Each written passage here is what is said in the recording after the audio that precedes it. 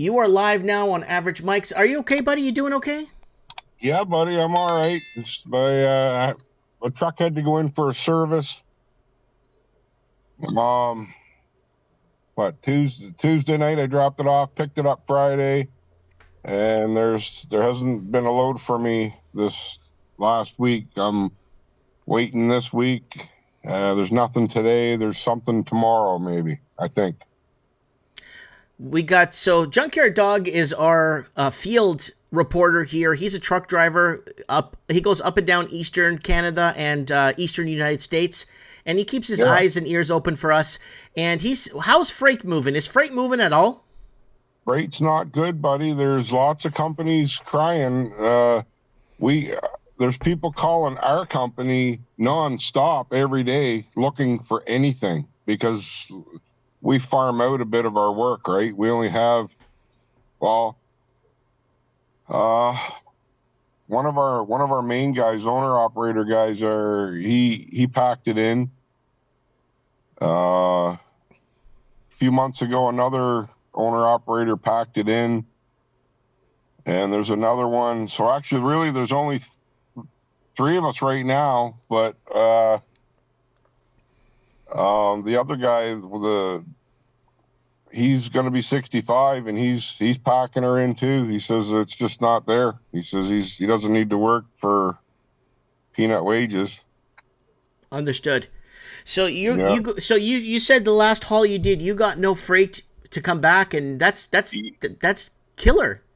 Yeah. There was a couple of trips there. I waited a week. I got down there Tuesday, delivered, and in Atlanta, and there was nothing in South Carolina, North Carolina, Atlanta. There was nothing that paid that was going to bring me home. Like we turned down a $1,700 load because it doesn't pay. Like we've got a minimum that we run for per mile so that we can kind of make a bit of a paycheck, right? And buddy, we're in dire straits in the industry right now, all Now, across the board.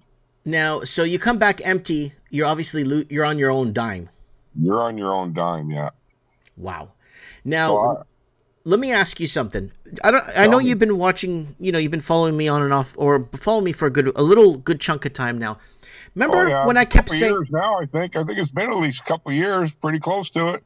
now my question to you is, this is, I've been very vocal about this, and then I know this has resonated with you, how I've been talking about how they want to federalize the trucking, the logistics, the transport. Do you see them federalizing it now, or am I just delusional? Uh, I'm not sure. I'm not sure the answer to that. Like, will the I'm government take over all the shipping and take it out of the owner operator's hands and That's federal? a bit. That's a really big animal. Okay. That's a big animal because our our overall fleet, or like in Canada, U.S., probably Mexico, our overall fleet is aging. The equipment, Hmm. and there's a lot of downtime with that.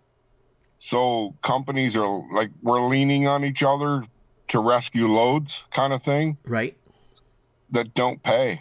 Like uh, I know in the last 3 weeks, there's three companies that I've heard of in the GTA that have packed it in.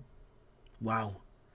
Well, There were this is companies that we used to use with a previous company I worked with, and one of the ones we work with they're just packing it in, hand over, like, over and over. But now, what's not to stop the government to say, I'll save you. Let's federalize all this now and federalize your wages and make sure you get paid a fair wage. And then realistically, they're just taking over the whole transportation. That's what I'm saying. Are they going to Yeah, federalize this? that's going to go right from equipment. That animal, that's going to go right from equipment all the way to shipping, receiving, wages. Uh, if if the load brokers, see, their load brokers are taking a large percent, like more than 50% of, like, if a load's posted at $10,000 to go somewhere, they're taking over 50%, leaving you just crumbs. That's And crazy, then dude. it could get double brokered or triple brokered, and it's bad.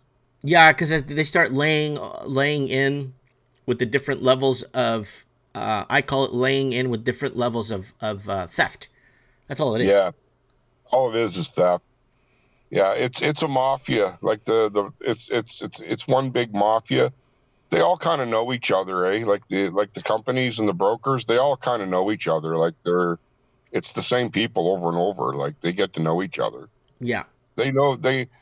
I know that just talking to some of my upper people that companies are sticking together. Like they're just not hauling cheap freight. They're the last trip coming up when I crossed the border into from Buffalo to Ontario.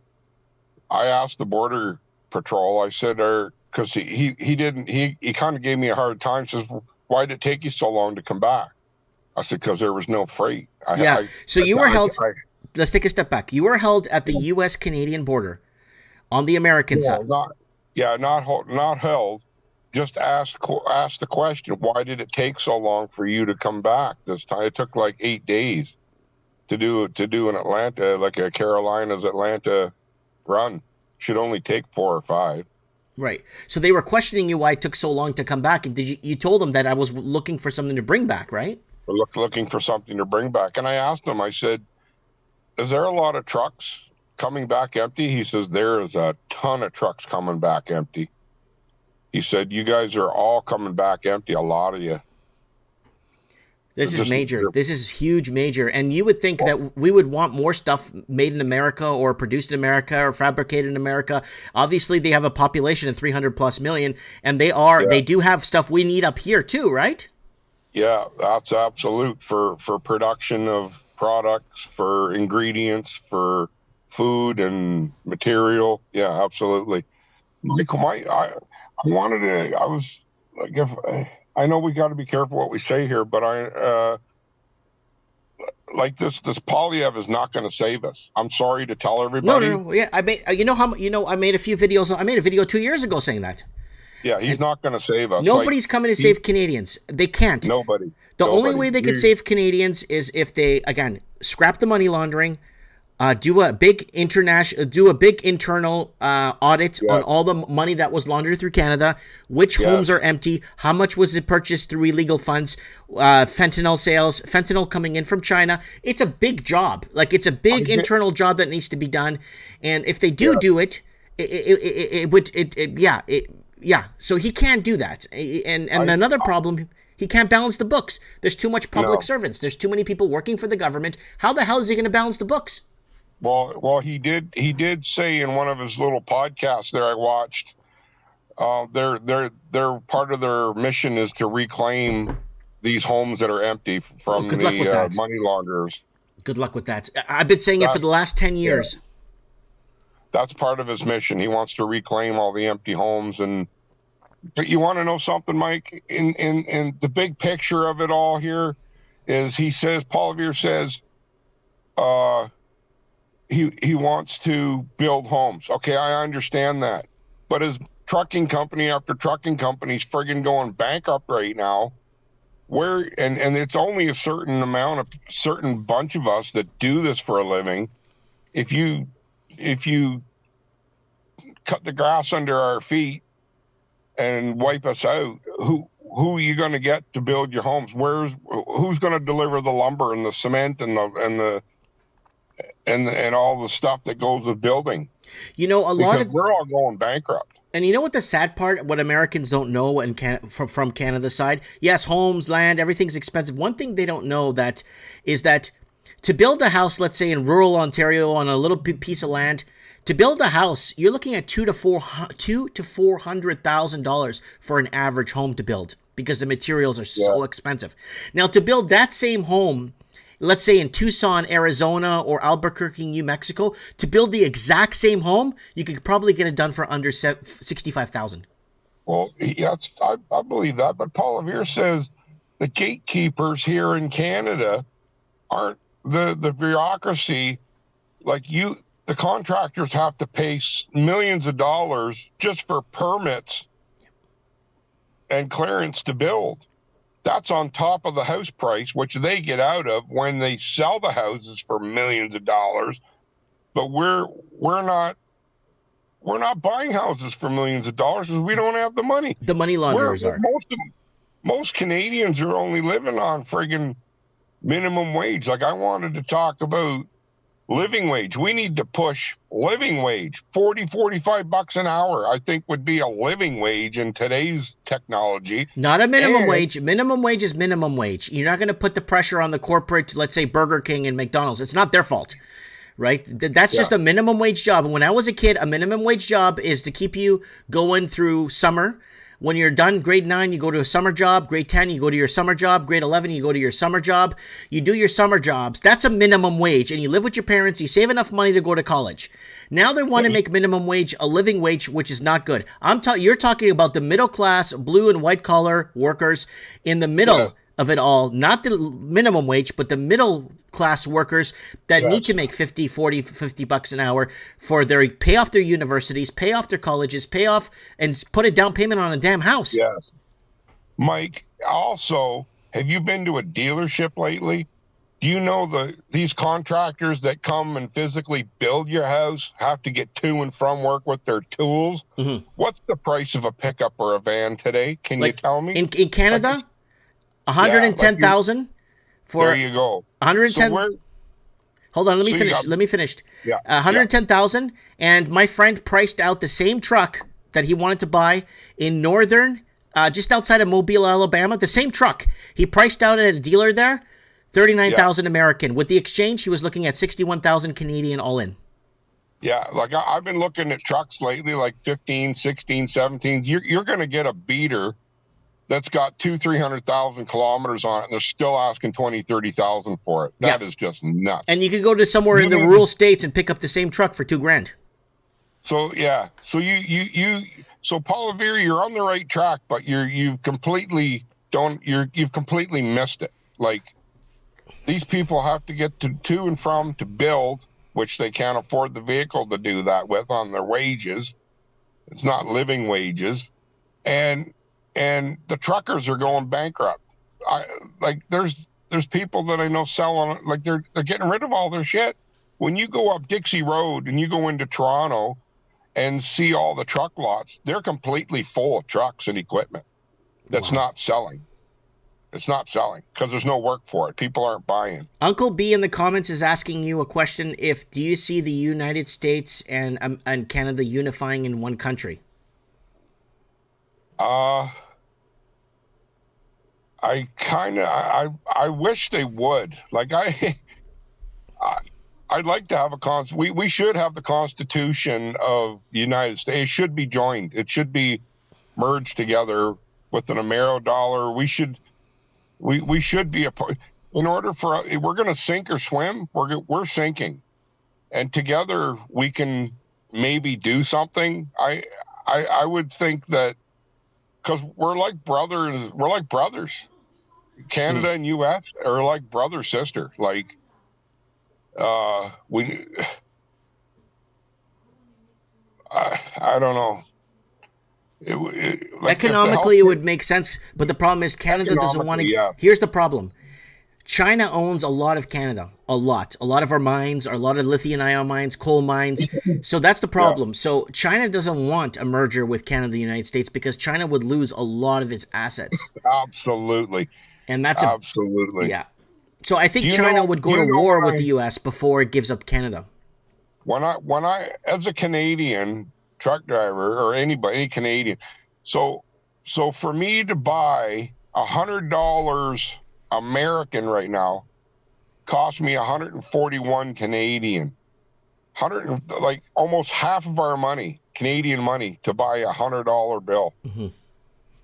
$141. Could you, like, that's expensive. Yeah, that's how it was back in, I think it was when they launched the Gulf War there with the second Gulf War there with George Bush. The American dollar skyrocketed to about $1.47, $1.41. I remember that. Because I wish. Yeah. I wish I could remember when our dollar was par with theirs, Canada and US. That was back in 06, 3, 4, 5, maybe. Mike is saying thoughts and prayers for Junkyard Dog. Thanks, buddy. Appreciate it. It's tough out here. I'm going to tell you guys, like, it is tough. Like, it's expensive at the truck stops. It's expensive fuel, tolls, insurance, plates. Like, you don't realize what it is to get food, ingredients, materials to you. It's killing us. We're dropping off like flies. Man, it's scary and the replacement. Do you see this more as us Canadians or European expansion being replaced? I'm not sure what's up their sleeve. I know what you're saying, being replaced. I don't know. I don't. There's something in the works. It's like you said before in 2019, something in the works. Something so big. So big, it's either going to be a hot war or they're going to pull a trigger on the pandemic. We're seeing both of them now. There's going to be something so big in the transportation industry because they're saying this third quarter is going to be the same going into the first quarter of 24. They say there's no, like, this should be because of the holiday season, because winter, because people need gear and stuff. It's slow. It's slow, and it's going to carry on into 24. Yeah. And I just got a thing in the mail. My MP, Colin Carey of in Oshawa here, he's Conservative Party. He just sent me this card saying there could be an early snap election, so be prepared. Yeah, well, they're gonna Canada. I don't know what's gonna. I just hope the Americans don't give up their guns, keep their constitution. Okay. And you have to keep your guns, guys. Keep your guns. Buy a gun to replace the gun and protect the gun. Buy a gun to protect the next gun. That's what I would say. Buy a gun to protect your next gun. All right, Junkyard. I'm rolling into my first hour here. I'm gonna let you go, buddy. And I really appreciate you updating us here on Average Mics. And buddy. We'll get you back on. And if you can, maybe you could do an appearance on our Mike in the Night on Rumble if you want. And sure, buddy. All right, man. Thanks so much, buddy.